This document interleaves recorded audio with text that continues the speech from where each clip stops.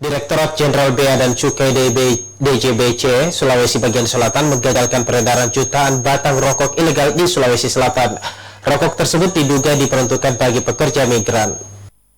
Disampaikan oleh Kepala Kantor Wilayah DJBC. Sebanyak 1.099.800 batang rokok berasal dari luar yang diduga diperuntukkan bagi pekerja migran diamankan petugas Bea Cukai Sulawesi Bagian Selatan. Selain itu, petugas Bea Cukai juga mengamankan seorang pelaku berinisial CE, 41 tahun. Pelaku kini ditahan di rumah tahanan Polres Pelabuhan Makassar.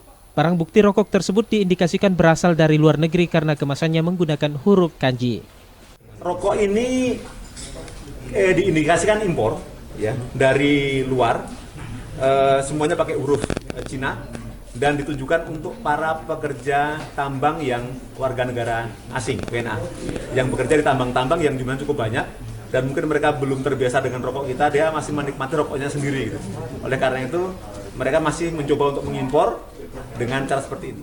Dalam dokumen surat jalan rokok ilegal tersebut, pengirimnya berinisial EM dari Jakarta yang ditujukan ke penerima berinisial TE di Lembo, Morowali, Sulawesi Tenggara. Penindakan kasus ini berdasarkan informasi dari intelijen Bea Cukai Makassar soal adanya pengiriman rokok ilegal dari Jakarta menggunakan kapal Roro KM Dharma Rucita 7 asal Surabaya yang tiba di Pelabuhan Baru pada 11 Maret 2022.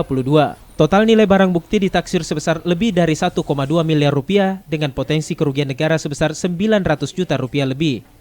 Rusmawan Dirara, Celebes TV.